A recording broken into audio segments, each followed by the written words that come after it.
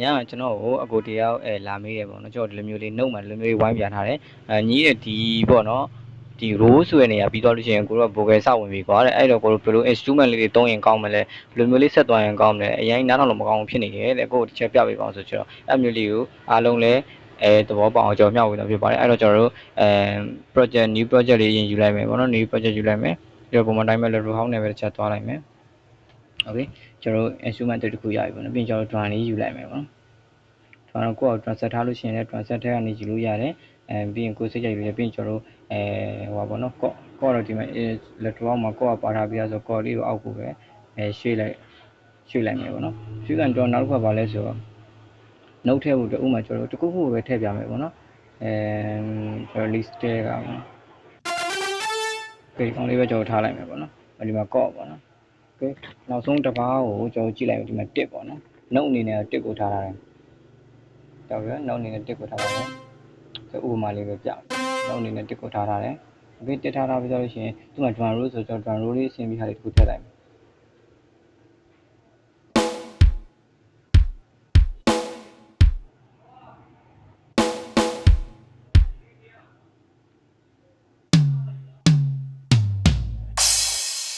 โอเคကျွန်တော်တို့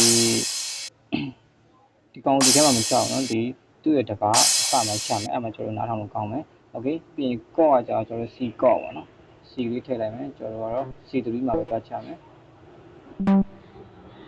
ကျွန်တော်တို့သဘောတရားအရာဒီတကောဆိုရင်ကျွန်တော်ရှေ့ဟာကိုတီးမပြတယ်ပေါ့နောက်ကဒီအပိုင်းလေးပဲရှေ့ဟာလေးတီးလာတယ်ဒီ intro ဆုံးမဲ့နေရာရောက်တယ်ပေါ့နော်โอเคကျွန်တော်ဒီနားမှာနားထောင်လို့ကောင်းအောင်ဒါကလေးတွေထည့်မယ်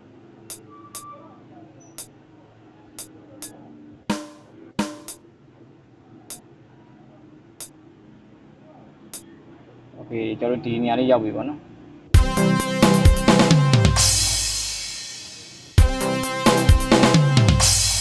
โอเคအဲ့လိုပြီးတော့ကျွန်တော်တို့ကvocal စဝင်တော့မယ်ပေါ့နော်အောက်ကိုရောက်ပါပြီ A ရဲ့ byte ကိုရောက်ပါပြီဆိုကျွန်တော် instrument လေးကျွန်တော်များများတော့ string လေးနဲ့တွားတာများတယ် instrument တွေကကျွန်တော်တို့ဘာမှထည့်ရမလို့သူ original ပါတဲ့ essential string ဆိုတာဒီကကျွန်တော်ဒီကောင်လေးကိုကြိုက်တယ် vocal ဝင်တဲ့အချိန်မှာပေါ့နော်โอเคအဲ့ကောင်လေးကျွန်တော်တို့ vocal ဝင်ဆိုရင်ဒီကိုနောက်ကိုတစ်ပါးရွှေ့လိုက်မယ်โอเคကျွန်တော်ဒီကောင်မှာဥပမာဒီသူ့ရဲ့ note အတိုင်းပဲကျွန်တော်တို့ထားလိုက်မယ်ပေါ့နော်9 3 2 3 2 1ပေါ့နော်ကျွန်တော်ဒုတိယ B ကနေစတယ်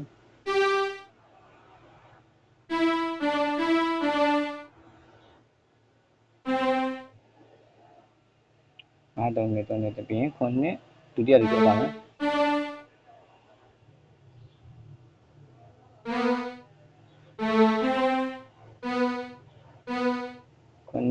6.65ပြီးကျွန်တော်နှစ်ပြီးစာပဲတီးပြရမယ်ပြီးရင်သူ့ရဲ့ကော့ကကြာ CG ပေါ့နော် CG ကျွန်တော်နှစ်ခုစာပဲထည့်မယ်အဝင်လေးကိုသဘောပေါက်သွားအောင်ပေါ့နော်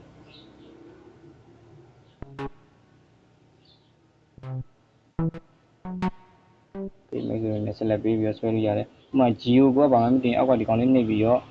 ကျွန်တော်ဒီကောင်လေးကိုပေါ့နော်ကော့ကို Geo တွားပြီးတော့နှိပ်ပြီးတော့ရှာလို့ရတယ် okay G ကော့ကဒီကောင်လေးဖြစ်ပါတယ်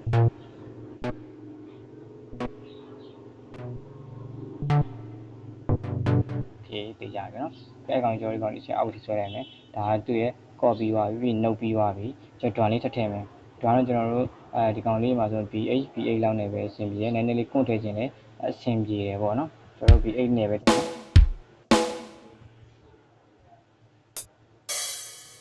ကျွန်တော်ဒီကောင်လေးအတန်လေးပြင်ပါဆိုရင်အတန်လေးတွေ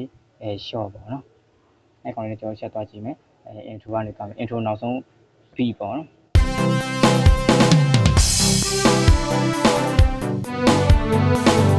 ဒီကျွန်တော်မှာပါမနေလဲဆိုတစ်ချက်နောက်ပြီးပါနော်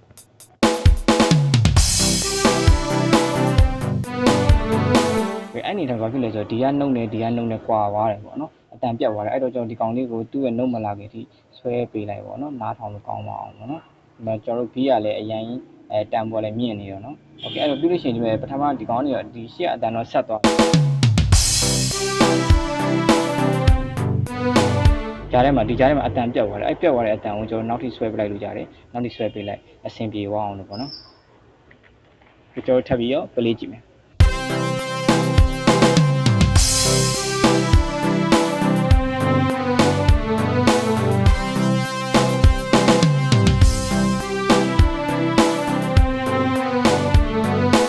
တော့မှကျွန်တော် drum လေး bass ထည့်မယ်ပေါ့နော် instrument ကျွန်တော် bass ကိုထည့်လိုက်မယ်ဆိုရင်ကျွန်တော်တို့ရိုးရိုးလေးပဲထည့်လိုက်မယ် chord အတိုင်းလေးပဲပေါ့နော်အလွယ်ဆုံးနည်းလေးပဲကျွန်တော်ထည့်လိုက်မယ်2ပုံစံတိုင်းလေးပဲပေါ့နော် okay အပြင်ကျွန်တော်တစ်ချက်ပြန်ပြီး play ကြည့်မယ်ပေါ့နော်ကောင်းရနေလေး short မယ် this time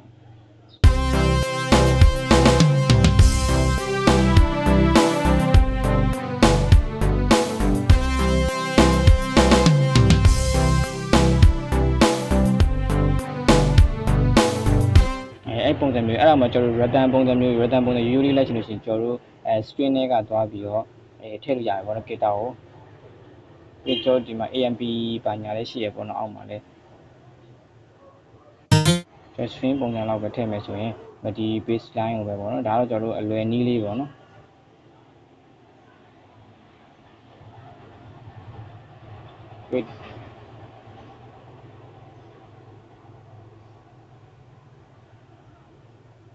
အဲ့ကောင်လေးကျွန်တော်တို့အတန်လေးတွေက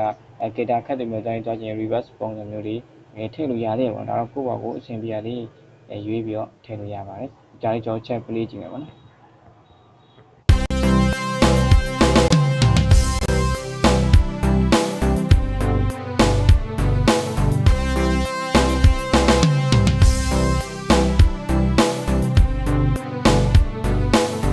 ဒီအားလုံးပဲအဆင်ပြေကြပါစေပါเนาะဒါကတော့ကျွန်တော်တို့ဒီ intro ကနေပြီး vocal line ကိုပြောင်းတဲ့ချိန်မှာကိုယ့်ရဲ့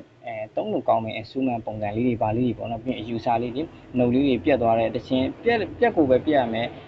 music track မျိုးစားတွေလည်းရှိတယ်ဒီလိုမျိုးလေးဆက်မှနားထောင်ကောင်းတဲ့ music track မျိုးစားတွေလည်းရှိရပေါ့เนาะအဲ့အတွက်အားလုံးပဲအဆင်ပြေကြပါစေခင်ဗျာเนาะ